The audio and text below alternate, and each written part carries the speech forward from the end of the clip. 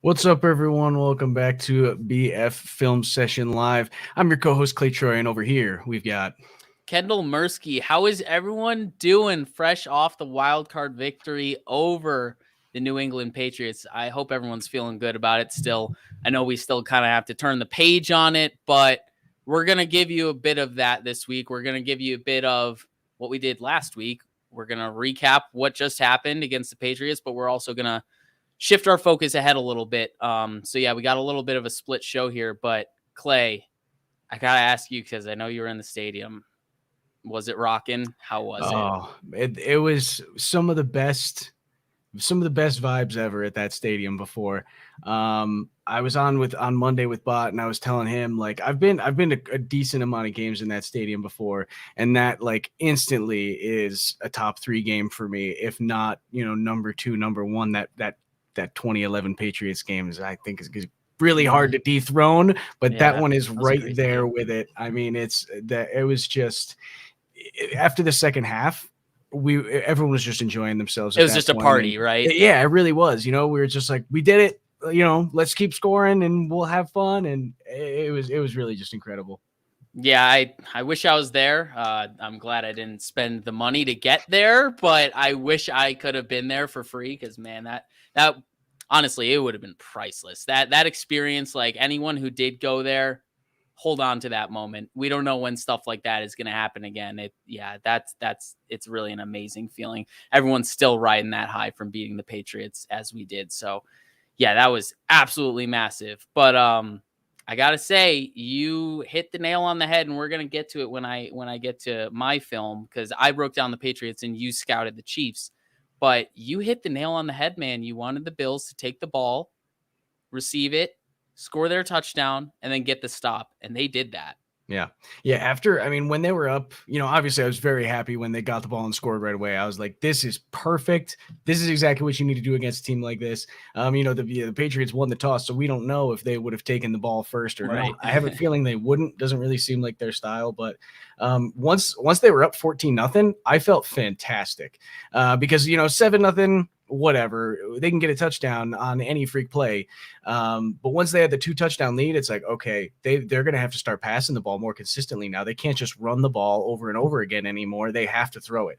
And as soon as it hit that moment, I was, I felt like we already had it in the bag. And that was definitely me being overconfident, but also we had it in the bag at that point anyway. So yeah, it was really good to see that they were able to do that. And obviously it was a perfect game on offense, the first ever perfect game. So what else can you say? But that was amazing. Yeah, seriously. We got Josh Allen with the greatest QBR ever recorded in the history of the stat since 2006. Mm-hmm. And then what was that, like the 3rd best passer rating ever recorded in the playoffs or something like that? Like, really just something we may not see again. I don't want to sit here and say that's Allen's potential. That's his cap. That game, he reached it. But who knows? Like, no one, it's really tough to top that. So appreciate it for what it is. We know he's capable of better, but a lot of things have to fall into the right places for games to be replicated in that manner. Yeah, and I think that's one of the scarier things is we can't do that again next week. You know, Right. we're not going to go out there and score every time we've got the football in our hands, you know, especially not score a touchdown. You know, sure, maybe the Bills won't punt again, but even still, there might be turnovers in there and field goals. It may never be replicated ever again because it was the first time it ever happened to begin with. So, yeah, it kind of definitely sets the expectations a little bit too high for my liking.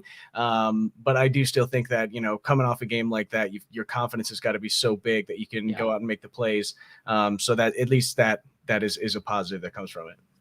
Yeah, I mean, we saw how fired up a lot of the stuff like the Jordan Poyer pregame speech and all that stuff. We saw how fired up they were. And obviously we know how this team plays against the Patriots and how fired up they get against the Patriots. And obviously that Nor'easter game really put a, sour taste in the mouth for most of those Bills players. So we know how they play for those games. And we saw earlier in the season how they get up to play the Chiefs.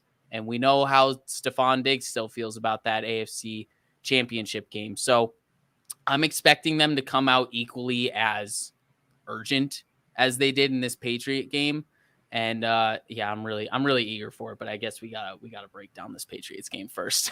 Yeah. Let's get into it because I don't know which plays you've picked, except for the first one. I do know which one you picked. So I'm excited about that. But I'm excited to see which ones you picked to take a look at. Yeah, so I couldn't possibly. Oh, we got to change this background.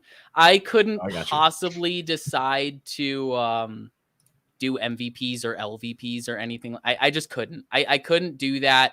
There was so much to pick from this game. I wasn't going to limit myself.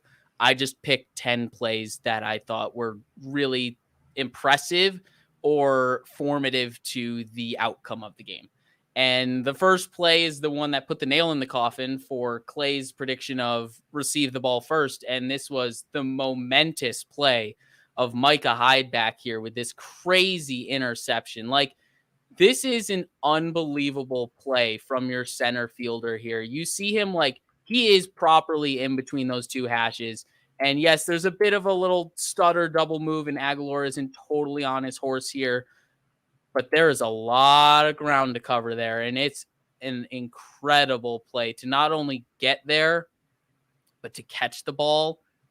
It's really incredible. And like I said and alluded to, it really was a momentum play because like Clay said, he wanted the Bills to get up early, right? He wants them to receive the ball. He wants them to get that touchdown and they're up, and then it forces game script, right?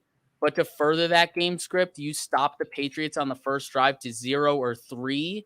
You really force their hand, especially if you go out and do something else offensively the next drive. So really closing the door on this drive, which was otherwise a pretty good offensive drive from the Patriots. And obviously, this is a pretty darn good throw. It could have been put towards the pylon a little bit better, but I'm really not going to nitpick it like that. This is put right in the breadbasket, and Hyde just makes an incredible play. So, what are your thoughts on this play? And please tell me how wild it went in the stadium when it happened. So first of all, I'll tell you my reaction live. I kind of was directly behind the line that Hyde ran in, so I saw him flying out there, and I saw them, kind of collide a little bit and both fall to the turf. And I honestly, I thought Aguilar caught the ball, and I thought it was a touchdown at first. Right. But my dad was screaming that it was an interception, and I was actually in disbelief. Not a sound came out of me because I was so in shock of what just happened. I was certain that was a touchdown catch. And then all of a sudden it's our ball in the other direction at the 20-yard line. Like, are you kidding me? That because it was already like, it had already gone so well up to that point. Like you said, they got the ball and they scored. Anyway, the play itself, I mean, Micah Hyde, if he was 4 inches further, toward midfield or toward that Bills sideline, maybe he doesn't make this play because he needed every single inch of ground that he covered, which was a lot of ground, by the way. It was a great pass, I think, by Mac Jones. I mean, if you look at that in all 22 and you see where Micah Hyde is and you see where that receiver is going to end up, you throw that ball every time because you just don't think that guy can get over there to tip the ball, like you said, let alone to catch it. Just a completely freak athletic play. One of the better plays that we'll see in years because he was a man possessed, I'm pretty sure, and just was on a hunt for that football. Just incredible instincts. Yeah, it's something you don't see often, someone making a play from center field like that all the way on the opposite side of the numbers. It was really an impressive play, and we've heard a lot of national football analysts really tip their cap to this play and say this Yeah. might be one of the greatest postseason defensive plays they've ever seen. And Mhm. it really was that amazing. So similar to the Josh Allen performance kind of thing, marvel in this, appreciate this, because this isn't something that just gets replicated all the time by safeties. Like this is an incredible play. Yeah, these broadcast angles just do it I perfect know. justice. The way he I pins it love against the how many helmet, angles there are too. There's like they give 6 so angles many. of this. It's Yeah, fantastic. it's just such a good play. But we'll move on from this. There's a lot to break down from this game. So I wanted to show this play a little bit. Excuse me and let me know if I got a little overzealous with the designs and the graphics for I like this it. cut up, but I might have gotten a bit overzealous. Anyways, so this is Isaiah McKenzie here, and obviously we know who's guarding him. That's Miles Bryant, and the Patriots drop into a cover one rat with one of these linebackers dropping into the middle here. But what's so important about this play is really just showing how it's not a one-for-one swap Beasley McKenzie. They have different skill sets. They can both be featured in this offense, and this is a perfect example of this. When you line up to the line of scrimmage, when you get into the huddle, you don't know if you're going up against man-to-man coverage. But luckily, in this situation, we get Isaiah McKenzie in man-to-man coverage. And specifically on this play, you can kind of see it from this angle, and unfortunately, you can't really see it from the end zone. But you can see that Bryant is playing with a bit of outside leverage here. And what's so great about this out route by McKenzie is he takes it inside of him and forces Bryant to adjust because he's playing so far. Well, it's probably about like a yard outside, and he's playing on Isaiah McKenzie's left shoulder. He has to kind of recover and make sure that if it is a deep crosser, like he got burned on so many times, he's got to catch up with him. And he's playing it like a deep crosser because you can see he undercuts him here. I'll slow it down. You can see he's trying to get underneath that deep crosser. And right when that happens, Isaiah McKenzie breaks it down. And that's just a beautifully ran out route. And then he also high points the ball and makes a nice catch on it. Jumped a little too soon, and Josh Yeah. probably took a little bit off of it. But you can see it right here, like nice adjustment, nice catch, still gets hit in traffic, makes the play. But that route, and you can really see it from this angle. I'll slow it down a tad. It's such a nice route. The way he stems him to the inside with that outside leverage and then cuts that out route, it's beautiful.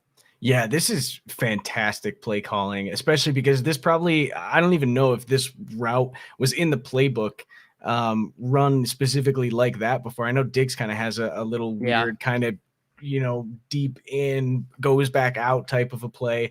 But the way that this is run is because they run those deep crossers so well, like you said, and he got, McKenzie was burning them all day on that the last time they played. So having him go out like he's doing it again and stop on a dime, I mean, it's very impressively run as well. So yeah, this is just amazing play calling, great design. Gotta love the symbiotic relationship between Allen and Dable, because it is really, really gaining some traction here, especially when it matters. All right, so we see a similar type of situation here where the Pats are once again in cover one. You see this center fielder here, but they're sending 5. All 5 of these guys are coming, so everyone's in coverage here. You got these 3 guys here, and then this linebacker is taking, I'm assuming that's Devin Singletary, the running back. And then really what happens on this play, I'm going to highlight both Davis here and Josh Allen, but first I'm going to highlight Davis on the sideline camera. You see, it's close coverage. I don't want to say it's press coverage, but he slow plays the release here, kind of like dumbs it down a little bit, and then really just turns on the burners and runs the deep crosser. And what's really spectacular about this play, he makes the adjustment on the catch, which is nice. Josh Allen didn't put it in the perfect spot, but when you look and you see this end zone camera, Josh Allen sliding to the opposite side because he sees, I believe that's Dietrich Wise, stunting inside. He's afraid that Mitch Morse might not pick that up, so he hedges on that. He slides to his left, and sliding to his left, he regathers and throws it back to his right. And that's why, it was such a tough throw to make, but he makes it, and Davis helps him out with the adjustment on the catch. And he doesn't even throw it behind him enough for the defender to make a play on it, which is just truly incredible. Like, this is a very difficult throw, even being planted in the pocket, because he was shuffling beforehand and he had his momentum going in the opposite direction. It's really just an incredible throw and catch.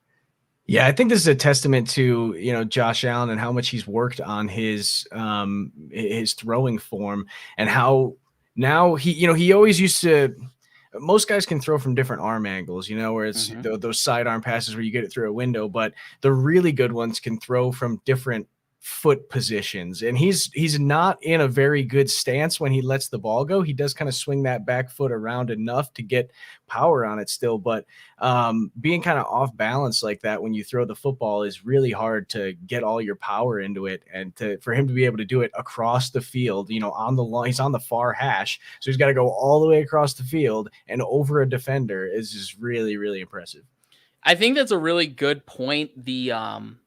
The juxtaposition with what he would have done in his earlier years. Like, he would have made this throw in a similar way where, he's sliding over, but instead of getting his 2 feet under him here, he probably would have just disregarded the footwork and just gone purely on arm talent. And Mhm. that's where it's like, hey, maybe his accuracy is teachable. And obviously we've seen how it can be, and in some ways accuracy can be teachable. But yeah, it is a really good job to juxtapose it with how far he's come. Another thing, Namdi, let me pull this up. Namdi, I see you said Sanders was open on this play. I see it. Let me pull it back. That would be like even harder. Sanders is down here. Oh, That would be an jeez. even harder throw than the throw he made because of how he was shuffling in the pocket. I don't doubt that he has the arm strength, and you can see right here he is past his man, and the safety is pretty focused on this route here. I think that's Mhm. Knox. So like, yes, there is a place to throw this ball across or aligned with the numbers here, but with that shuffle, like, he's got to get a lot behind it. Like, yes, it's open, and I don't want to say he can't do it, but I mean, for as much as we kind of criticize Josh Allen for going for the deep ball over the easier completion, I'm happy he took the easier completion on this one, and the easier completion on this one wasn't even easy. So I don't know. It's asking a lot, but hey, we also have to acknowledge Sanders had a good game. Like, Mhm. Sanders He still got did. open this game, and he obviously got that touchdown catch, which I will get to. Yeah, and I think I'm assuming that the deep crosser there was the read before the deep read. Well, I don't know if it was his first read or not, but it seems he sees Sanders taking that corner and vacating him from the space that Davis is going into, and I think that's why he chose to throw it there.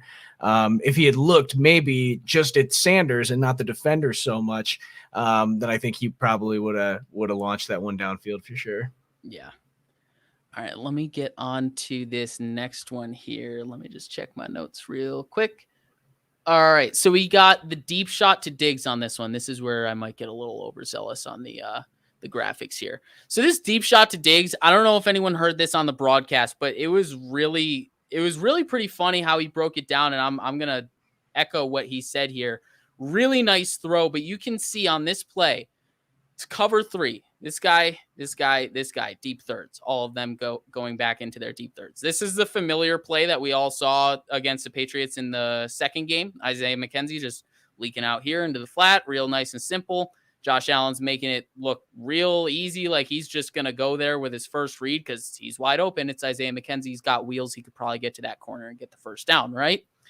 JC Jackson sees that, and he kind of feels like the play's over. He feels like Josh is getting the ball out of his hands to him, and you can see him kind of throttle down there, and Diggs just blows right by him. Like, there was never a shot at that moment, and that's what's so incredible about this play. It's really how Josh manipulates I don't want to say the safeties, but how he manipulates the defensive backs to do what he wants them to do. Kind of lull them to sleep a little bit, like that slow play release from Gabe Davis. But in this manner, it's with a quarterback. You can see him. Let me get back to the end zone camera. You can see how fixated he is on that flat route from McKenzie and all those bunched routes on the left side of him. He's on those. He's fully on those. But once he turns and whips his head to the right, he is decisively striking this ball downfield.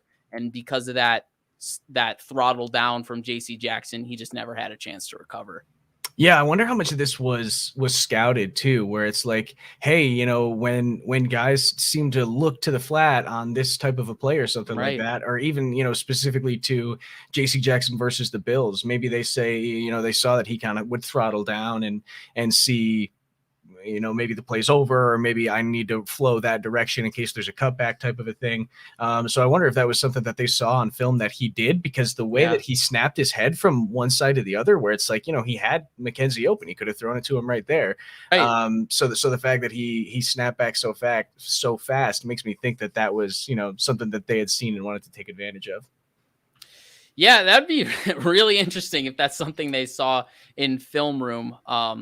That's next level stuff. Obviously, that's why they're getting paid, and we're not getting paid to call the shots We over wouldn't have there. seen that. I wouldn't have seen that in a million No, years. never. I would be looking at like the X's and O's of it, not like, oh, look at this tendency here. He seems to slow down. Like that's really some next level stuff. So who knows? Maybe that's part of it. I see someone in the chat says Pops Mafia says, did Diggs slow down there before he had to reach for it? And he honestly might have. It looked He like he did a probably little could have bit. stayed in stride a little bit better, and maybe this could have been 6. Yeah. Yeah, But if it was I in like stride it a little though. bit better. Yeah, either way, like, I mean, you got to take the chunk gain where you can get them. Like, Yeah.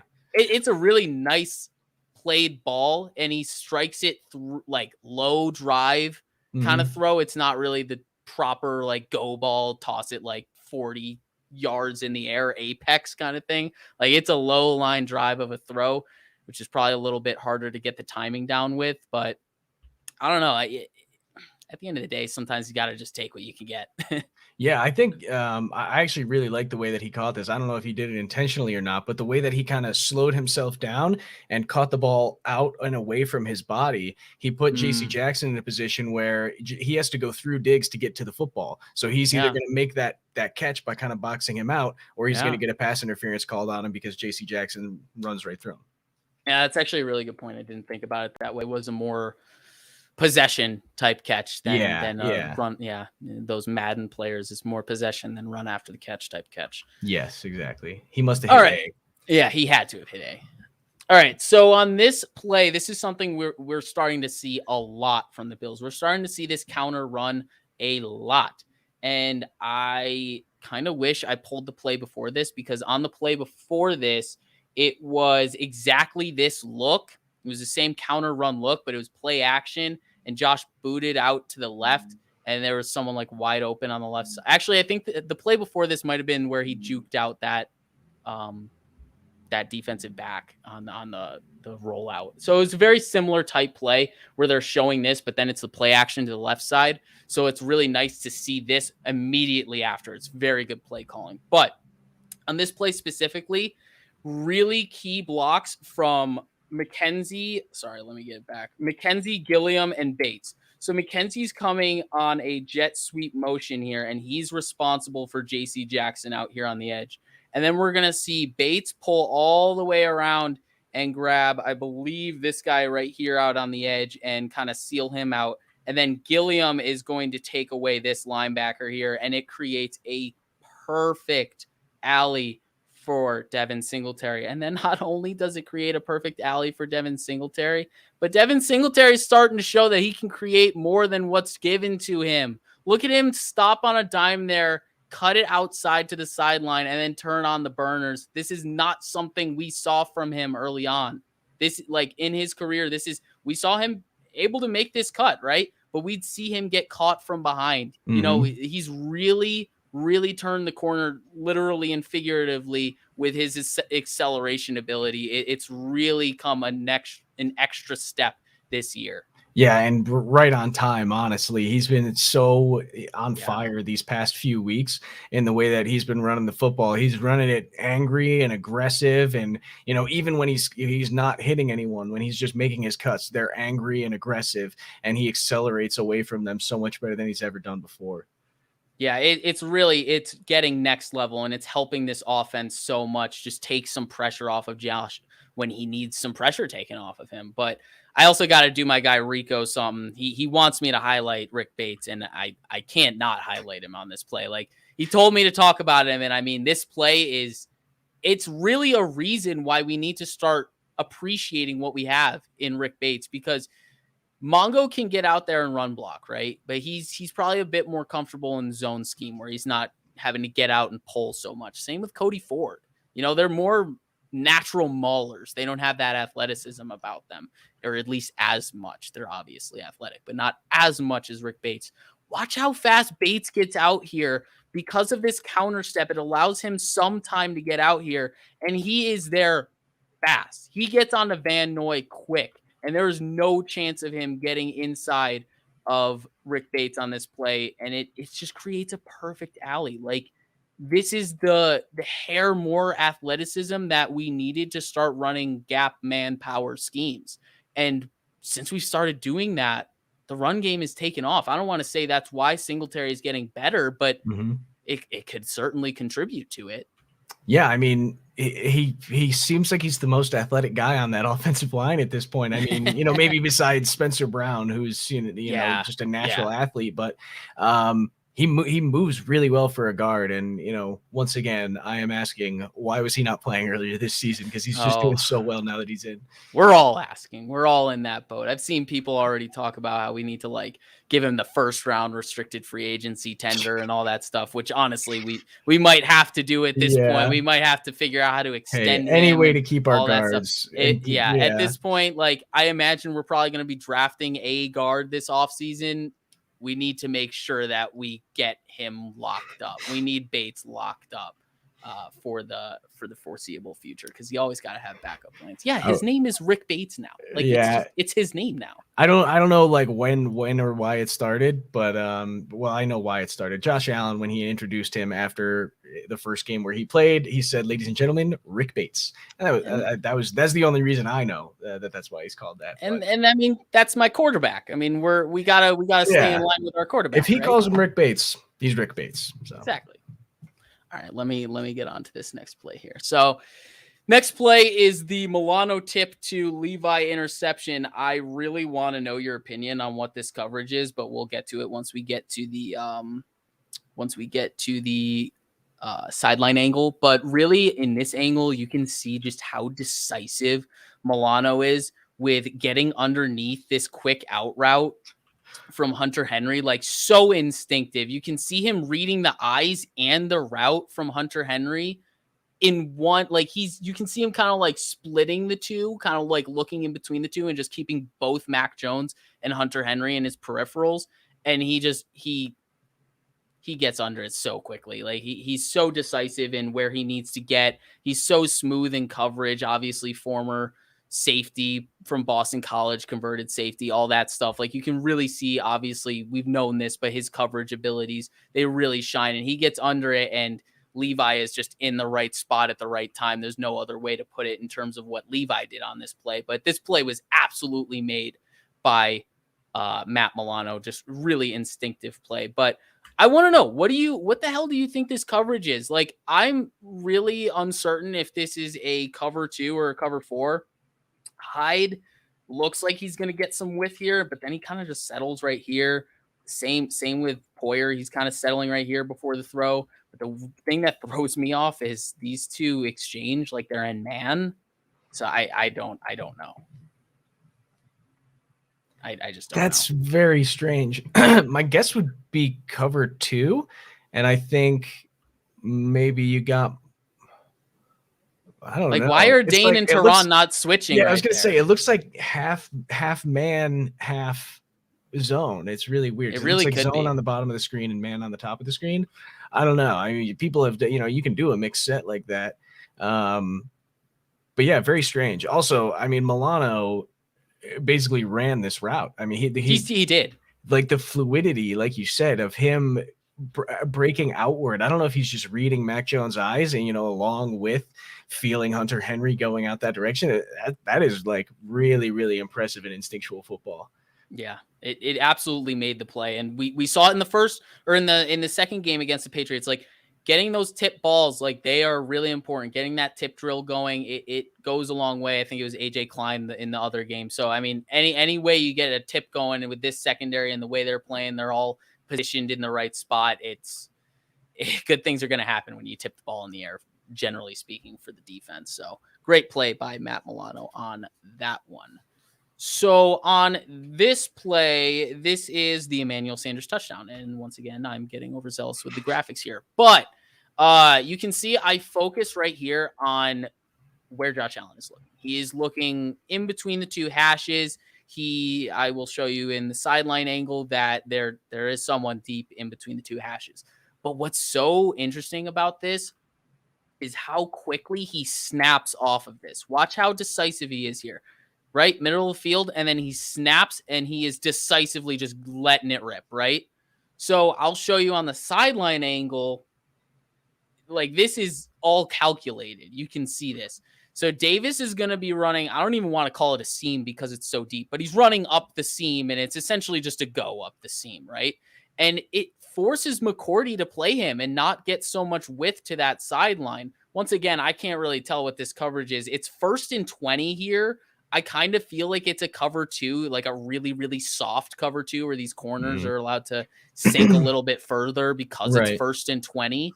But yeah, McCourty, you can see him right here. He can't get wide. He can't because Davis is in between these two, and his other safety is all the way down here on the numbers. So once again, right here, the graphics, you can see Josh Allen is looking up the middle of the field and forces McCourty to stay on his man. And then you can see the decisive snap from Josh Allen, and he just lets it rip.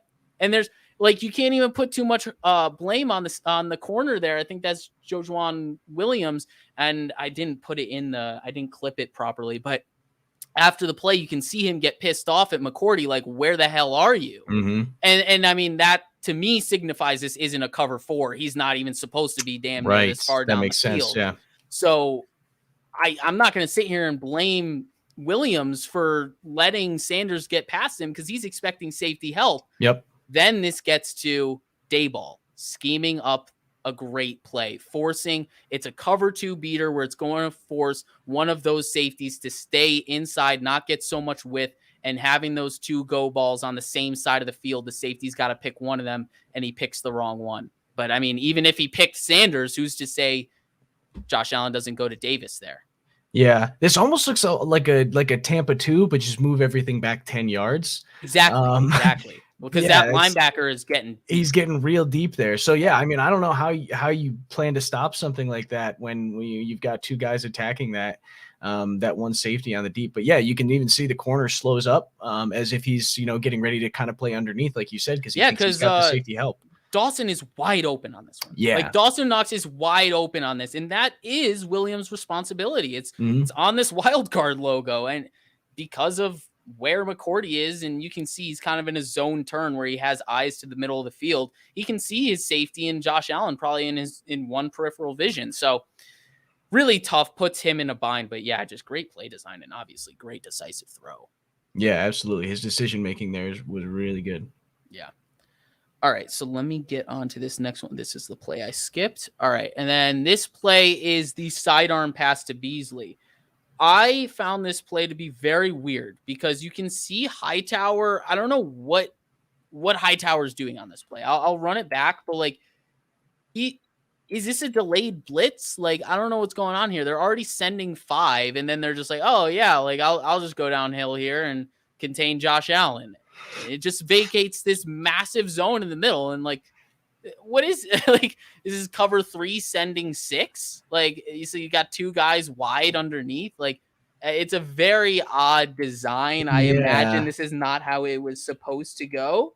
But yeah, then you just see Beasley sit right in the vacated zone, and I'll get to the end zone cam because the end zone cam really shows the type of throw that Josh Allen made. This is where you see that arm talent come in, where it's, feet aren't perfectly set. It's not perfect in the pocket here, but he can see his man. He can see Beasley climbing over the top of Hightower here. He knows, like, this is where I want to go with the ball, but he waits for that window to open just a little bit, keeps resetting, and that sidearm throw, like, with the precision accuracy, it's really something pretty. Is Hightower like a QB spy on this play? They were doing a lot of weird stuff like that where the game plan was clearly to keep Josh Allen in the pocket as much as possible. But like, he played this a little too aggressively as a spy. You don't come downhill that hard without any sort of movement from Josh No, he Allen that gave would no tip a indication. scramble. There's Yeah. no movement from Josh Allen to say, "Hey, I'm going to scramble on this." He's a statue in the pocket on this play. There's Yeah. really no reason for Hightower to do anything but stay where he is until Josh Allen shows him that he's going to scramble. And I don't know. I found this play really weird, but appreciate the throw. Yeah, they're in. I talked about it a little bit earlier that the good quarterbacks can throw it at any arm angle.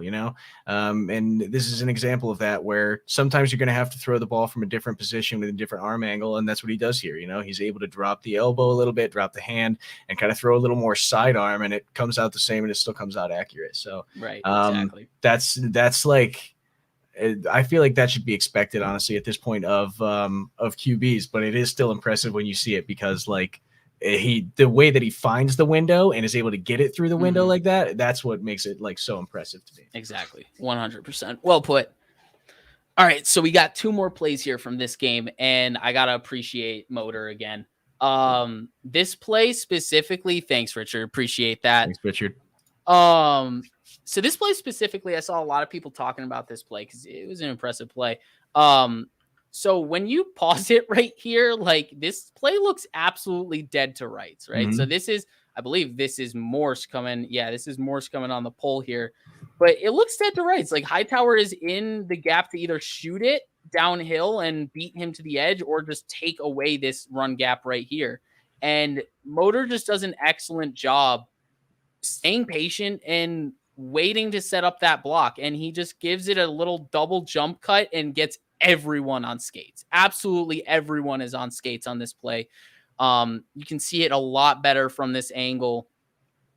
Right here, you can see like where is he gonna go? This play is broken at this point, but Devin Singletary makes this play by one jump cut inside, forces Hightower to get inside of him, and then essentially gives Morse the block. And then he jump cuts it back outside where the design is supposed to go. And these guys are still reacting to the inside jump cut. And he gets around the edge enough to get that first down on 2nd and 3. That's another thing I actually wanted to highlight. Bills ran the ball a lot on like short yards to gain for the first down. That's not something we're used to. We're used to seeing like, 3rd and 1. Yeah, they're going to go into an empty set and stretch you out and then get a nice, easy completion. They're showing they can get a first down on short yardage in a lot of different ways. So I was pretty excited about that. But what do you think about this run? Oh, it's fantastic. And me and my dad were both, like in awe of the way that he set up his block right after this one happened. We had a great view of this one.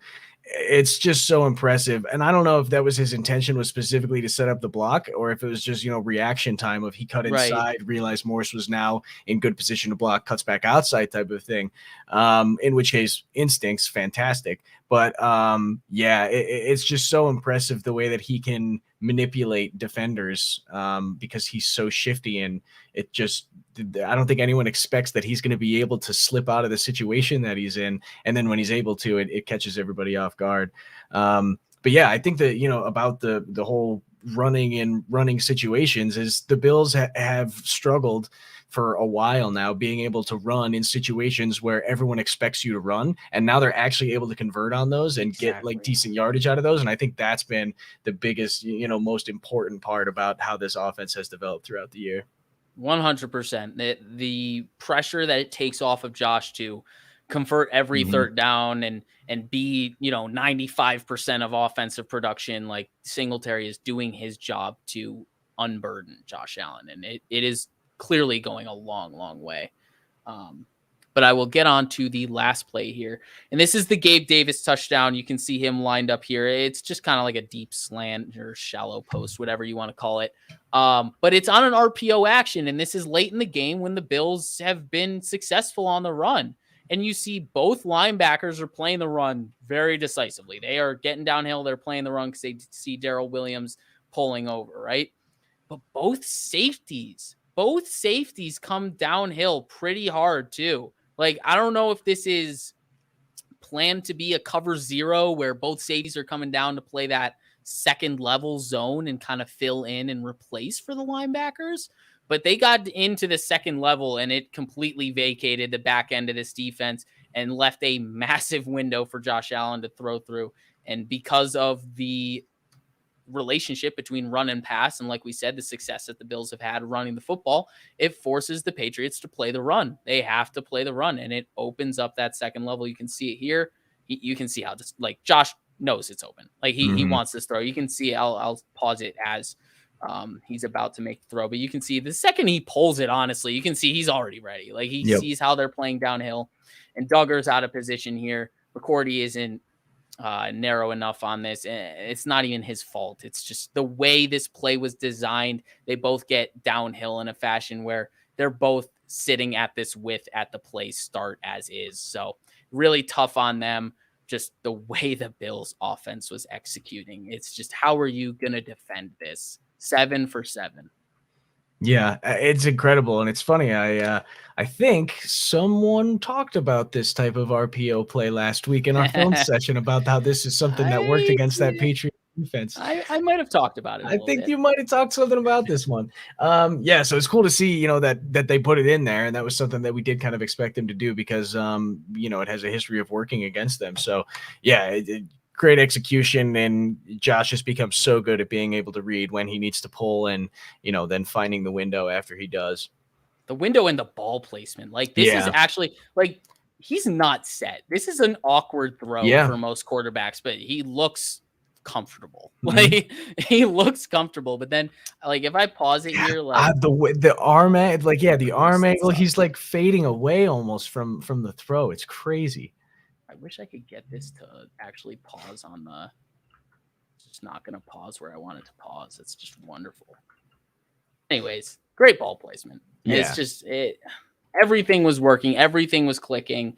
Defense, offense, Tyler Bass maybe not, but everything was clicking, and you can see how well a team can play when all three phases are working. And I know Tyler Bass wasn't exactly what everyone hoped. I actually Yeah. want to get to that. I saw someone talking about it really, Yeah, there were a really couple early people in early this. in the chat, yeah. I don't want to, like, put too much on that blocked kick. Like, Christian Barmore made a play. He got some penetration, and it just kind of happened in the same time where Bass didn't get under it enough. And it's just a good play by Barmore. He gets his hand on it. But other than that, I mean, he doinked that one in, and then he missed the other. I'm not too concerned about him moving forward. We saw him have some struggles his rookie season, and it seems like he has the mental fortitude to overcome these kind of things. So I'm not too concerned. But at the same time, if anything is going to be impacted the most by, like, chilling cold weathers and no wind, it's going to be the kicking game. Like, Yeah. wind obviously affects the kicking game, but cold makes, like, it's going to make it more difficult for the ball to travel. Like, it just makes sense. So Yeah, and Nambi said this earlier as well. He said that it was Mongo's fault thank you for putting it on back in, the Nambi. first one. So, yeah, I didn't look at it myself, but Neither did I. I wouldn't be that surprised. Yeah, I'm not going to take, I definitely am going to take what you say as the truth here, because if you saw it, I haven't even looked at it. I'm going to defer to your judgment, Namdi. I'm sure it probably was Mongo's fault. I'm sure he was the guy blocking Barmore there, but yeah, it's time to turn the page, man. Done with the Patriots. Their last decade's news. It's Buffalo Bills and the Kansas City Chiefs. Yes. So on to the Kansas City Chiefs. I am wearing my Mamba hoodie today, and that's for a reason, because the job's not done, and they got to go out and they still got to win 3 more games. It's not about if you win the first game in the playoffs. It's about if you win the last game in the playoffs. So let's take a look at some of the stuff. I broke this down into kind of like 2 halves. So we're going to go over a few plays from the Bills game against the Chiefs earlier this season, and then we're going to go over some of the plays that the Kansas City Chiefs ran against the Steelers last week as well. So we're going to start with this one. The first thing is just a couple of things that I want them to do, and one of them is QB power. And I think QB power has been really effective for them as of late, especially, but early on. And it's funny that throughout this game, Josh Allen was playing like he's been playing for the last few weeks in this game. He was very decisive. If there was space, he ran the football. If there was no one open, he would dump it off. It's there was a time in the middle of the season there where he wasn't really doing those things, and he was kind of struggling with that kind of stuff. But this game looks a lot like how he's been playing as of late again. And the QB power too is something that it feels like they haven't been running as much, but they've kind of brought it back, and Josh Allen has been able to be successful with that. It's one of my favorite plays, honestly, because Josh Allen can run it like a running back, and you've got an extra blocker with your running back, whether it's Singletary or Moss, whoever you want to put in there. It's just having that extra guy there. Josh pushes him right into Sorensen in this play, and he's got a huge lane that he can run through. So, this is definitely something I want to see early in the game. I don't want them to run it a lot throughout the entire game. I want them to run it early, let Josh get hit, let him get a few yards, let him get amped up a little bit and get the jitters out. Because I think that's something that he needs sometimes is to get running a little bit, take a hit, get a little bit dirty, and then he's ready to play. Yeah, it's funny you say that because it's so true. Like when he gets, I think I saw it, I noticed it, and it kind of clicked for me in my head the first time in the Falcons game when Mark Sanchez was just like ripping on him for taking hits, and then he takes a hit, and you can see him like come up from the pile, and he's just like all jacked up. Like it's just kind of the guy that Josh Allen is. Like he wants to get dirty, he doesn't want to be this like prima donna quarterback that's treated in a way that's different from every other position on the field, even though we see Josh Allen dive and take calls because it favors the offense. Why wouldn't you do that? Right. But I mean, it's true. Like him getting nicked up a little bit, it does kind of get the juices flowing for him, gets the jitters out, gets that sugar high Josh out, all that kind of stuff.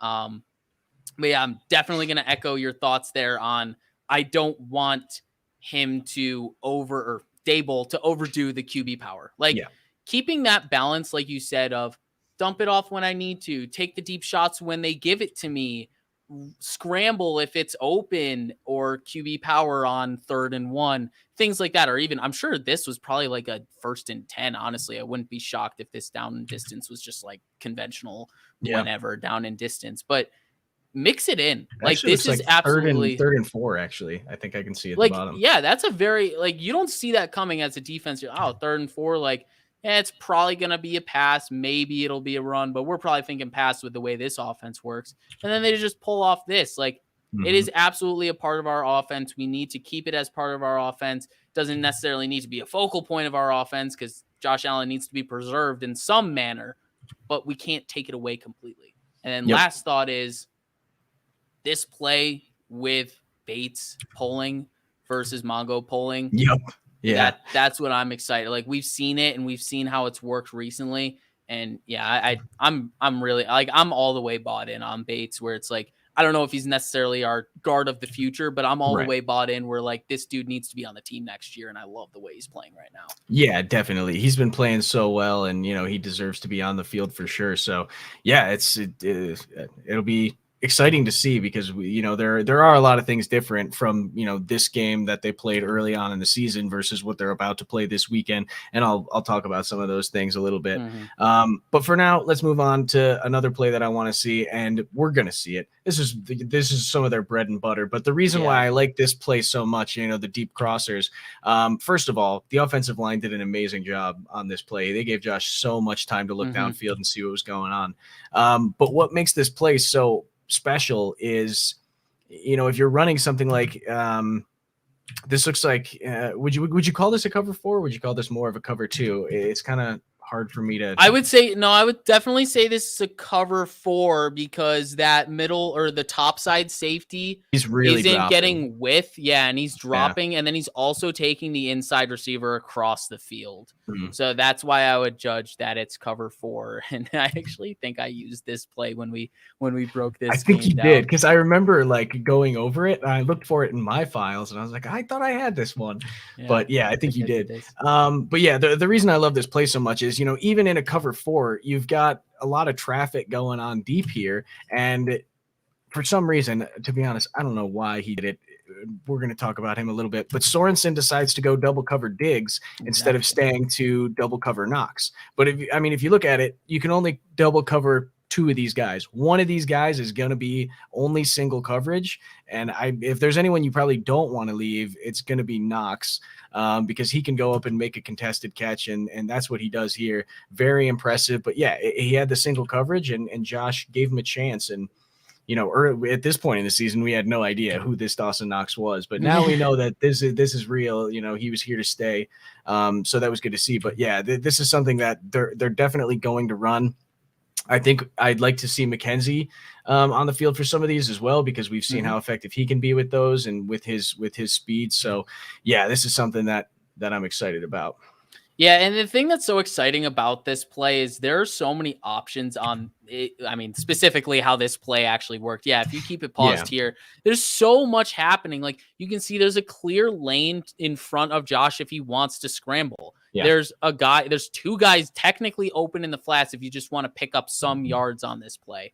And then even if Sorensen was in his spot, right, and he's carrying with Knox across the top side of the field, those two guys, Sanders and Knox, are double covered there, but then Diggs would be working towards the bottom side of the sideline and he would be open. So there's plenty of options on this play because of the plethora of weapons that Josh Allen has aside from his legs. So it's really encouraging, just like knowing every play we have a shot. Like every single play we have a shot, even when it's like this deep ball, like this long developing play, especially with the way the Bills front has been pass protecting. I'll be very curious to see how the Chiefs decide to pass rush in this game. Yeah. Because the last two times we played the Patriots, they've committed to this like skittish, I don't want to rush too hard thing. We need to contain Josh in the pocket. But we know how much Chris Jones just absolutely messed us up in the AFC Championship game last year. It'll be interesting if they really let him loose or if they tell him, hey, you got to contain, things like that, because that could go a long way towards how comfortable Josh is in the pocket versus how much he's running out of the pocket and getting a lot of rushing yards this game versus how much he's throwing checkdowns, all of that kind of stuff. It's very related to what the Chiefs decide to do in terms of how they're pass rushing him. Yeah, I agree with that. And one of the things really is we didn't have to face Chris Jones last time, and that's something that's definitely going to be felt. I'm a little more confident, as opposed to last season in the AFC Championship game, because it was John Feliciano versus Chris Jones, and that was a very unfavorable matchup for us. I feel much more confident this year, so we got that going for us, which is nice. But yeah. All right, so Greg Rousseau, I think, is going to be such an important part of this game, and that's mainly because he always plays, from the defense's perspective, he always plays on that left side, on the offense's right, and much like Josh Allen, Patrick Mahomes is very dangerous when he's able to roll to his right. So I think because of that, and I'd like to see Rousseau on the field the majority of the time. Hughes, put him in there every once in a while, rotate him in, maybe bash him here and there as well. But I think Rousseau should be getting the majority of reps, at least on that side, because you can put Hughes on the other side as well. But it's going to be very important for him. And one of the reasons why is, it's early in his career. This is week 5 of his NFL career. So he doesn't really know any better at this point. But take a look at what they're doing with Tyreek Hill here. I'll try to stop it right as the play is starting, so we get a little. So he's out in motion, going out this way. He started over here. He went in motion, and now watch him as he comes back across the field here, and he ends up getting the ball as soon as he gets past Greg Rousseau. And so they're finding creative ways to get Tyreek Hill kind of lost in traffic a little bit, so that when he squeaks out, he's wide open and no one knows how he did it. So what Rousseau should have done right here is attack Tyreek Hill and knock him on his ass right there, because it's completely legal, because they're behind the line of scrimmage. That could be a blocker for all Rousseau knows. So that's something that I think I'd like to see, and really punish them for trying to do these sneaky little things like this. He's got to have his head on a swivel. He's got to be, very aware of what's going on around him, because it's not easy to notice when those guys are kind of coming back across like that. Yeah. But that's something that you have to be aware of when you're playing against the Chiefs, because they like to create motion in one direction and then kind of get behind you with that motion once you've over pursued in that direction, which is something that we'll see a little bit more later as well. But rookie mistake here. I think he'll be better at it next time, and give him at least a little bit of a shoulder or a push or something to slow him down. No, this is a really good catch. I really like that you said this. This is something that I could very well see Eric Washington and Leslie Frazier like hammering home for Mhm. Russo after watching. I'm sure they're watching this game tape. Like, and this isn't something that's new for them with Tyreek Hill. Like, they know how they like to put him in motion. They know how they like to put all their guys in motion, whether it's Pringle, Kelsey, Hardman. They like to do window dressing. They like to get the defense going one way and then the rest of the stuff going the other way. And you're absolutely right. If he just puts a shoulder pad into him, this play is dead. The Mhm. only thing I will say to this that he would have to be careful of is it would have to be the formation would have to be different for Kansas City. But a similar motion like this with Kelsey as the inline tight end on the left side, and they have that built-in shovel pass to Kelsey Yes. behind Hill, where Yep. he's motioning in the jet motion like this. So if Russo gets too wide and commits too hard to chipping Hill and taking Hill out of the play, he leaves a wide open alley for Kelsey on that little shovel screen pass on his inside shoulder. That's a lot of like foreshadowing for things that may never come and Yeah. they may never scheme up. But that's like my only reservation on that because I think you're spot on. Yeah, well, we're actually going to talk about that in a little Really? bit. Kind of those creative plays, and like I Nice. said, they get the motion going in one direction. They want to cut behind you. They're very good at that type of misdirection play. But yeah, definitely. And to me, I think that should be more on the linebackers, which That's a means good point. Tremaine Yeah. Edmonds and Matt Milano really have to be on their game, They got to be big especially this when it game. gets down to the red zone, because that's when they really start to use these types of misdirection plays like that. Hey, that's But another thing. Milano didn't play in this game. he did not, yeah, and that's one of the things is I'll talk about it now, I guess. But this is going to be a very different game. I mean, the game that I'm showing you right now is going to be very different from the game that we're about to see this week, and it's some of it has to do with personnel that's on the field because Sorensen was the number 2 safety on during this game, and he got absolutely torched the entire game. The Bills absolutely destroyed Dan Thornhill's Sorensen in back this now, game. right? Yep, but now Juan Thornhill is back, and he's better. I mean, he's He is. not like incredibly insane or anything like Tyrann Mathieu He on is the an other side. average safety, though. He's a Like good safety. yeah, Yeah. He's a good safety, and he can really hold his own back there. So we're not going to be able to have that huge advantage at the safety position anymore. agreed. The other thing that we mentioned, Chris Jones is going to be back. So the pass rush is going to be different than what we saw in this game. Josh had a lot of time to throw the ball a few times, and he maybe wouldn't have that much time if Chris Jones was playing in this game. The other thing is huge is that Kansas City made so many unforced errors in this football game. They had fumbles, they had drops, they tipped passes that were intercepted, they had Mahomes didn't look good. penalties, they were throwing it in the dirt all the time. There were so many times where it was KC was beating themselves and not the Bills beating KC. Now, the Bills played a great game. Offensively, defensively, I think they played really, really well to go along with those unforced errors. But if you take away those errors, I think it's a really close game. And I think that's probably what we should be expecting this weekend, because KC has not been making those same mistakes that they were making early on in the season like this. They're playing a lot more, clean game of football now. So I wanted to say that and about how it's different. But anything to add to that, Kendall? They might have Chris Jones this time, but we have Rick Bates this time. We do have Rick Bates, so it is different. A lot of things Milano, are like, you're so right. Where we it's don't have like Trey it White, is, Yeah, exactly. Like so many things are different from just like purely personnel, like who's on the Yeah. field. But then even more than that, like Singletary wasn't playing as well as he Right. is now. Then Gilliam wasn't featured as much as the offense as he is now. Better Like, run all of stopper. that He's stuff, like experienced, Basham's kind of coming into form a Yup. little bit more. Like Epinessa's getting some playing Harrison time Phillips. now. Like Harrison Phillips is playing. So like not only is it just personnel, but like those people that were on the field in this game in week 6 or whatever it was, some of those guys are just playing better now. And that goes for both teams. So it's going to be a different matchup. Yeah, definitely.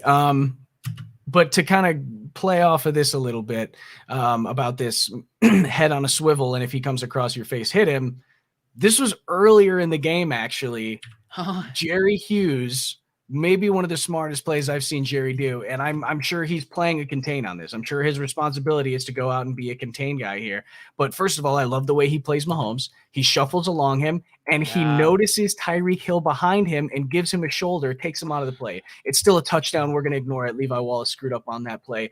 Jerry Hughes made a really, really good play on this. Very heads up, and this is a veteran move right here, and that's why it's nice to have this guy in the same room as Greg Rousseau, because he's one of the guys that can be like, hey, look, earlier in this game, he came across my face and I hit him, and you got to do the same thing. So really heads up play there. And this is exactly the type of stuff that we want to see, looking back a little bit when they're trying to pull you in one direction. Yeah, that's so funny. That's like literally exactly Yep. the play design that I was saying. It's just Yes, it's a yeah. little different, but it's the same design where it's like, this is my reservation to it, because instead of Hill being the lead guy, you have Edwards-Helaire as the lead guy here, and then there's someone kind of sneaking beneath on this, and then it's just an easy little shovel pass for Mahomes, and you can see Mahomes is peeking. He at wanted that. Like, to go to Tyreek Hill. You can see like he's about to just flip it to him right there. But he sees Jerry is all over it. So, yeah, really great catch by you on that one, Clay.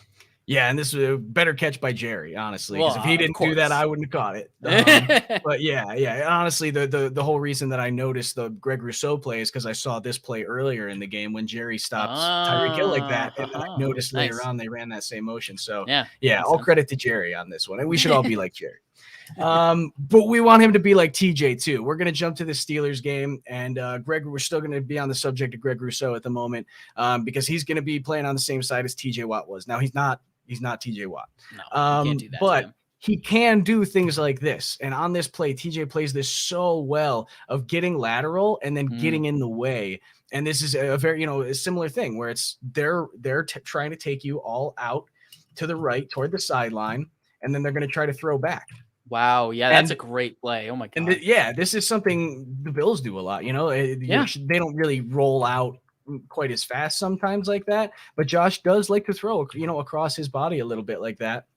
And both of these guys are very capable of doing it. But the way that TJ Watt plays this is so well done, because he doesn't get, first of all, he kind of bites a little bit on the play fake and on the direction of everything. And that's fine, because he makes up for the design. Yeah, he gets lateral, and he doesn't attack Patrick Mahomes, because he doesn't have time to attack Patrick Mahomes. He's probably going to have the ball out if he does that. So he gets laterally as fast as he can and just tries to stay in front of him, which I think is really the better thing to do. Stay in front of him until you have the chance to attack him, because otherwise, he's so dangerous if he's left alone out there on those sidelines or on those sprint outs like that. So, but yeah, and then he gets his hands up and gets in the way. And when the ball's in the air against the Bills defense, that's good news. So yeah, this is absolutely something that Greg Rousseau can do, and kind of did the last time that they played against the Chiefs, because he tipped himself an interception just by staying in the throwing lane there and jumping up when Patrick Mahomes went to throw the ball. Yeah, I think the main difference between Rousseau and Watt on this is going to be length difference and like agility differences. Yes, I don't know if Greg Rousseau can stop and go get in and out of his cuts like that. That but I'd like to think he can make up for that lack of agility with the extra length. So it is what it is. We don't have TJ Watt, but there are things that he can mimic to an extent. It's really kind of more the mental side of it, where it's like, hey, you see this guy rolling out like this, you got to get decisive and you got to get lateral, like you said. And as long as he's in that throwing lane, like I got to imagine Mahomes is somewhat scarred from the first interception. Yeah. He's not going to want to make that throw. Right. And, even if he does try to make it, make the play again and make him regret it seriously. again. Because, especially with Greg Rousseau, who's a bigger guy than that, being in that throwing lane like that is just got to be terrifying. Yeah. What do I got next here? Oh, wait, before we got a we got a super chat here from Chevy YT. Boogie and Greg gonna get held on the edge. This is why we got him. Yeah, it's funny because I think that was a big thing. The past game against the Chiefs, there were a lot of holding calls that weren't getting called, and I think we've seen that a lot this year. But honestly, as long as the game is called in both ways consistently, I could care less, because I think the Bills got shafted a hell of a lot in coverage in that first game for things that the Chiefs did to us in the AFC Championship game last year, and even on the other side of the ball. But furthermore, just kind of more macro, 100%, I've seen a lot of people talking about how like the Bills drafted Greg Rousseau and Boogie Basham to get after Mahomes, to get after the quarterback. And this is the game where it all culminates and gets put together. So 100%, this is going to be a big game for people like these two, for AJ Epinesa, the young guys that people are expecting to develop. Even Ed Right. Oliver, throw Ed Oliver into that. Yeah, Ed Oliver, Harrison Phillips too. That entire Yeah. defensive front. This is going to be a huge game for them. I mean, we saw what caused, a very good Patrick Mahomes, a hot Patrick Mahomes to lose in the Super Bowl last year. And that was pressure and pressure from everywhere. So if those guys can get to him and make him feel uncomfortable back there, then that it could be the game. 100%. Okay. Moving over kind of to Casey's offense a little bit more, they're going to take every yard that you give them. And this is something that they've been doing a lot recently. And I think even McDermott mentioned something like this in a presser today or yesterday or something like that, is they throw short a lot. And the reason that they're able to do that is because they can stretch the field vertically so easily because they have so many athletes, so many fast guys on the field. They'll stretch you vertically and then they'll throw it horizontally. And if you're a fan of the show, this play should look really familiar to you because this is almost exactly a cookie cutter play of something that the Bills run. You got the motion coming behind with the running back going behind the quarterback out on a swing pass because you're stretching the field vertically and running those guys back.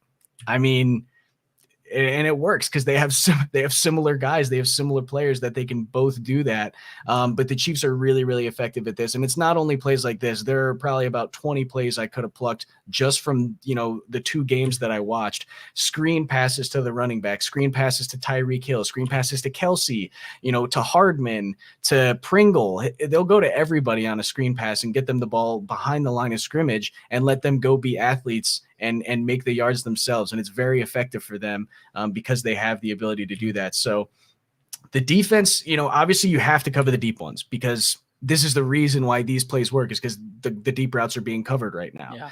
Yeah. So you have to cover the deep routes, but when that ball is thrown underneath, you have to fill up as fast as you can and make sure that they don't get around you, and there has to be very solid tackling because these guys will make you miss, and if they make 1 or 2 miss, it could be a touchdown from no matter where they start with the football. So this is something that worries me the most, honestly, are the short passes and not the long ones.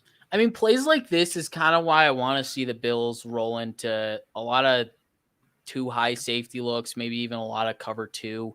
If we have to run man, we have to run man, but a lot of cover 2. That way we can keep some guys in the flats, but still have 2 safeties deep to make sure we're taking away those deep balls. Because, I mean, look at where for Mahomes, like, this is such an easy read. You just read the top cornerback on your screen. And if he takes the guy deep, you swing it out. If he takes the flats, then you hit your deep ball on the top side of the screen. So it's such a simple read. But if you're making that read difficult with putting someone in the flat on the boundary in a cover 2, it's going to make him second guess himself in what he wants to do on this play. And you can see there's a free rusher on this play. If he holds on to it for a second longer, it's a different play. But because it's such an easy read, But furthermore, I kind of want to force them to run the ball. I want to force them to run the ball. So if we sit into 2 high safety looks, it could force them to do that more than they're comfortable with. And if they can't show that they're successful doing it, then we can sit in that 2 high look. If they show that they're having some success, then of course we make the adjustment. But it's really tough to defend an offense that has this many weapons and that's taking what they can get, whatever the defense gives them. And Josh Allen has proved that conversely for the Bills offense plenty of times throughout this home stretch of the regular season and even start of the postseason. Taking what you can get as an offense puts the defense in a bind. So it's going to be based on how the Bills decide to roll it out at the beginning of the game. Yeah, and this play specifically is a pretty bad play by the defense kind of collectively. I hate the play call because you're sending your slot corner on a blitz, but you're not replacing him with anyone. Exactly. This slot corner, he's coming on a blitz that is not being replaced in the flat. The Bills are smarter than this. They'll put a guy out there, but then it's still going to be a one-on-one because they do like to blitz Taron Johnson sometimes. Right. So, in this given situation, unfortunate play call and bad play call and play design. But, it's still a situation where, maybe there's a guy standing here at the 25 instead. Exactly. But, you got a flat-footed guy standing at the 25 against, a very athletic Jerick McKinnon in this case. He could still make one miss. Yeah, could be Darrell Williams, could be CEH. All those guys can make those plays. So, yeah, it's something that you have to be very, very sure of your tackles in this game, or else they're really going to torch you. The last play that I have, last two plays, is just talking about the red zone creativity that they have that we kind of alluded to before. And when they pull you right and go back left type of a thing. This one is a very simple. It looks like it's going to be a screen pass out to Tyreek Hill. To Hardman, I think that is. Yeah, down at the bottom. It looks like it's just going to be a pass out to him real quick, but he stops and tosses it underneath. He completely gets TJ Watt fooled on this one on the edge here, kind of like you were saying. It's that kind of it's that play design that they keep doing where it's like eyes to the sideline, and then it's just like the easiest little shovel pass right underneath your eyes. Yep. Yeah. I mean, there's two guys, next to the guy who's about to receive the football, but they just, they're caught looking, and now he's got the ball and he's got a free ride into the end zone here. And I'm going to skip to the other one because it's a very similar concept here, except this time it's with Tyreek Hill running around in the backfield. And yeah, once again, I mean, you don't have any motion across this time. You kind of have like a little, but it's McKinnon out in the flat this time. Yeah, McKinnon out in a flat route here, and it looks like they're blocking a scheme up here. TJ Watt once again. I mean, I'm assuming this is probably his responsibility, and that's why I kind of thought when we were talking about this is where the linebackers need to step up and really need to be aware of what's going on in these situations, because the linebackers are the one that are going to be able to stop this play. So they have to make sure that on these sprint outs, anytime the Kansas City Chiefs, especially in the red zone, sprint right, those linebackers have to stay home. They can't go out to the right. And I know that's going to be super tough. And there are times when maybe they'll make a play out in that sideline, but they have to be able to make sure that they take away. At least one of those guys has to stay in the middle there, because they do run plays like this quite a bit, and they're super effective in the red zone. Yeah, that's very well put. Like we have two linebackers. We have two rangy linebackers. I think it would make sense to shift some. Like you can see Devin Bush is very decisive in flowing with Jerick McKinnon on this. He's going with that flat route. He is gone. He is with him, and it takes him right out of the gap. And that's not even his fault. That's his responsibility. He's supposed to go with McKinnon, but you need to have a linebacker on the backside, and hopefully that's Milano flowing on the backside of it, where he's right into that gap where the design is supposed to go. So I agree with you. Like it's tough to say, oh, there's motion going right, everyone ignore it, because someone has, because they're going to make a play off to the right if you don't. So that's the tough part about it. Exactly. Someone's got to take that, but another one has to stay home, because they do that way too often. They do that a lot. And it's funny that I said it without even knowing that you were going to have I know like that in when there. You brought and it then up. There were like three. Yeah, that was pretty funny. Because I do really think it's such a big part of their game, and it's how often do they run them? Well, I mean, they ran it twice in both of the games that we watched, at least twice, and they're able to score off it. So it's definitely something that you have to watch out for, because they're very, very creative with the way that they can get the ball. If you think Brian Dable is creative with the way that he can get the ball in some of the playmakers' hands that the Bills have, the Chiefs are even more creative than that, which is hard to believe at times, but I definitely think that that's true. No, it is 100% true. They're one of the most creative offenses in the league. I don't want to sit here and poo-poo what Patrick Mahomes does, but I got to say, like, a lot of what he does is made easier because of that offense. That offense is incredible. It puts him in incredibly advantageous positions, and he makes the right decision.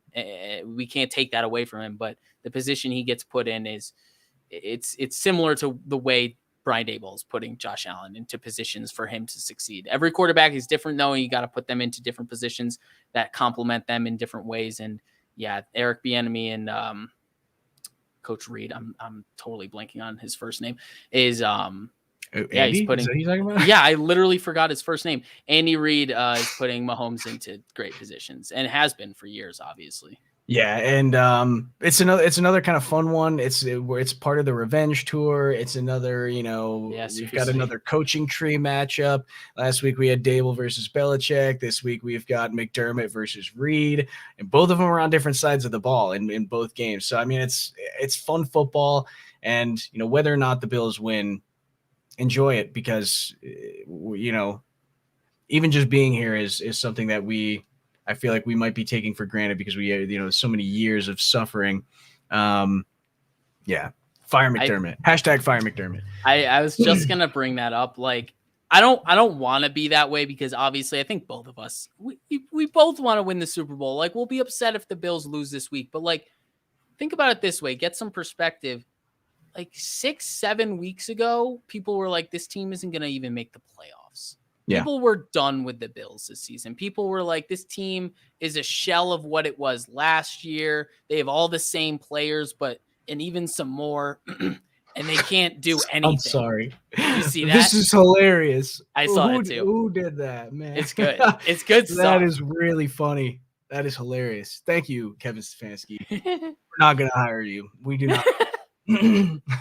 But yeah, no, we really do need to be appreciative for all the things the Bills have done this year, the positions that they're in. I still would argue with Tremaine and Josh on the 5th-year contracts next year, and some of the guys that are set to hit free agency after next season. The window is still very much open next year. Yeah, it is not closed. And even furthermore, the window will never close as long as Josh Allen is on this team. Yeah, and that's been proven by many elite quarterbacks around the league. It doesn't matter how much you're paying them because they're still going to elevate everyone around them. Exactly. Yeah. And I'd say even, combination Sean McDermott and Josh Allen. Right. Because I tweeted this out a while ago, and I truly think that in the modern world, this is the way to make a dynasty is a defensive coach and a franchise quarterback that can carry a team. Bill Belichick did it for years. Yeah. Tom Brady did have to carry the team at times. There were definitely some times when his defense wasn't as good and he had to win games himself. But there also were a lot of games in a lot of seasons, including playoffs and the Super Bowls where Tom Brady, they won because of the defense. So nothing against Brady there. I still think Aaron Rodgers is the greatest quarterback of all time. But yeah, it's definitely something where the window's not going to close as long as those two guys are around. 100% agreed. Yeah, I'm really getting excited for this game. I mean, now that it's just so funny, like considering the way that the season could have ended last week versus where we're sitting right now, it's just like so much less pressure probably on the fan base. At least I feel like the fan base feels a lot less pressure to come out and win this game, even though it literally concerns the fan base not at all. But I gotta imagine those players are still real, like they have a fat memory of what happened last year against the Chiefs, and I don't think a regular season victory over them is really fleeting that moment at all for them. I think they're all very ingrained with what happened last year in the playoffs, and they don't want it to happen again. So I'm very, very interested to see how hot they come out, how urgent they are, how much they want to win, how fiery they are, if they're playing with chips on their shoulders, all that kind of stuff. I have no doubt in my mind that McDermott's going to have them like emotionally ready to play for this game, but I'm very eager to see how emotionally ready they are. Yeah, I agree. And it's all gonna. I think it comes down to the defenses, which is why I focus so much on Kansas City's offense because I think the big matchup is Kansas City's offense versus the Bills' defense. I'm not quite as worried about going up against Kansas City's defense, just because I think our defense is better. Our defense is better. So it's one of those things where I think from an offensive firepower standpoint, both of them can put up insane numbers and do crazy things. And we've seen them both do it. Both quarterbacks scored 5 touchdowns last week. So I think it's going to come down to who makes more defensive plays. And if it happens to be the Bills, then yeah, you got a pretty good shot. But like I said before, don't expect this to be another, a 10-point, 13-point, 16-point win or whatever it was the last time we played him. It was a too large a margin. And that's because all the unforced errors that the Chiefs were doing, and they're not going to do that this time. Exactly. So expect a shootout, expect a close game, and, get your Xanax ready because it's going to be stressful.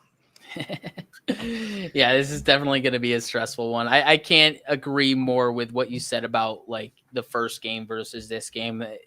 What you said is like, yes, the Bills won that game.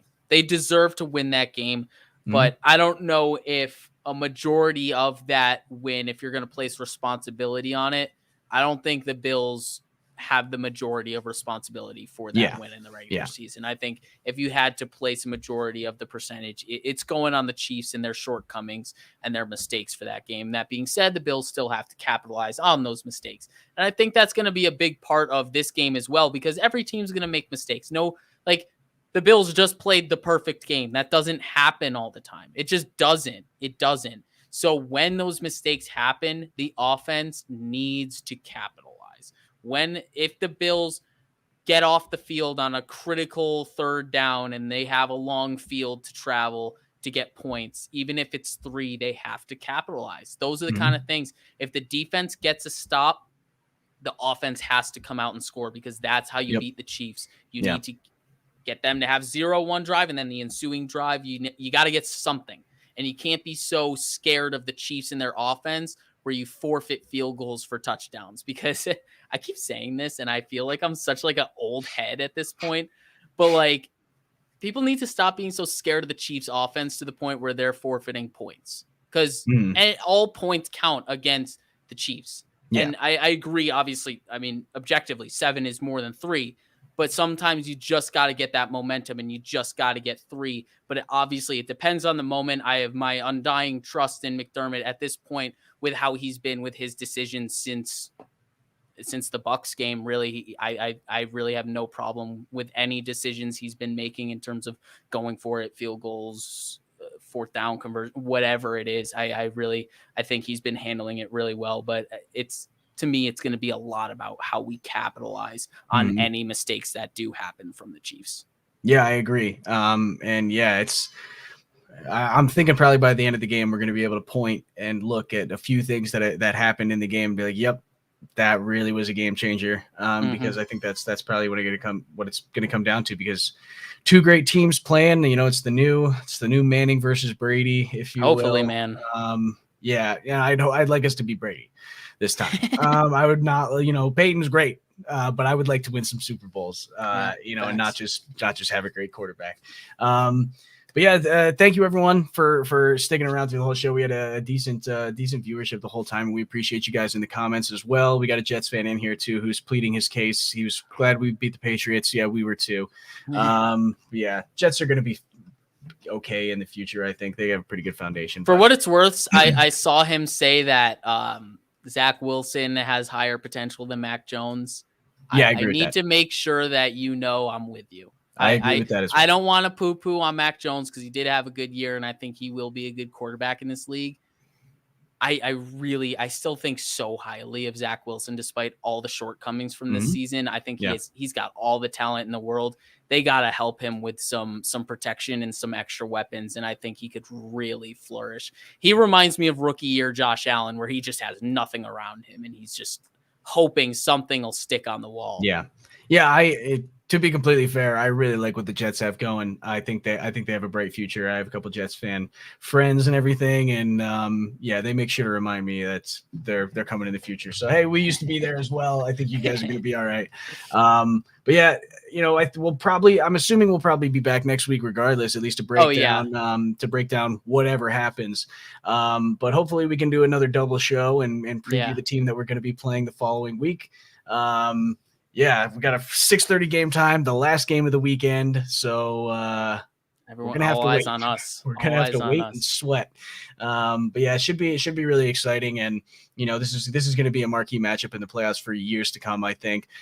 So yeah, let's hope that we can go 1-1 in the playoffs against them. And I guess until next time, go Bills. Go Bills.